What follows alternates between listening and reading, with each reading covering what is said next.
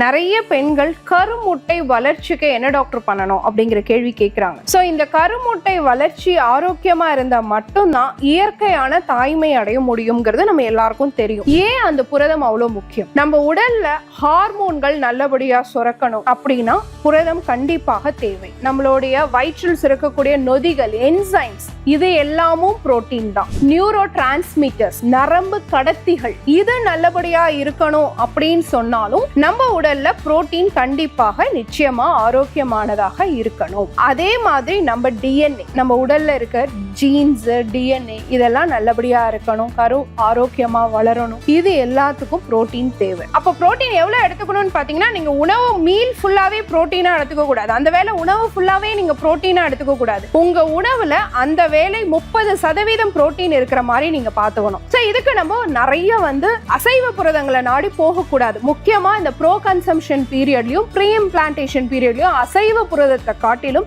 சைவ புரதம், vegetarian protein ரொம்ப ரொம்ப முக்கியம். அந்த மாதிரி வெஜிடபிள் புரோட்டீன், கொட்டை வகைகளும் பருப்பு வகைகளும் நம்ம எடுத்துக்கக்கூடிய நட்ஸ் தான். என்ன மாதிரியான சீட்ஸ் எடுத்துக்கணும், என்ன மாதிரியான நட்ஸ் எடுத்துக்கணும், பருப்பு வகைகள் நீங்க எதெல்லாம் எடுத்துக்கணும் அப்படிங்கறத மருத்துவருடைய அறிவுரையோட நீங்க எடுத்துக்கிட்டீங்க அப்படின்னு சொன்னா நம்ம கருமுட்டை வளர்ச்சி ஏஎம்ஹெச் அப்படிங்கிற ஒரு விஷயத்தை நல்லபடியா உருவாக்கிக்க முடியும். ஏஎம்ஹெச் அளவை இன்க்ரீஸ் பண்ண முடியாது, ஆனா இருக்கிற கருமுட்டைகளை ஆரோக்கியமாக ஒரு கருவுறக்கூடிய நிலைக்கு மாத்திக்க முடியும். அது நம்ம எடுத்துக்கக்கூடிய புரதத்தினால நடக்கும். இதை பயன்படுத்தி பாருங்க. மருத்துவருடைய அறிவுரையோட ஒரு புரதம் சார்ந்த உணவு கண்டிப்பா உங்களை இயற்கையான தாய்மைக்கு அழைத்து செல்லும்.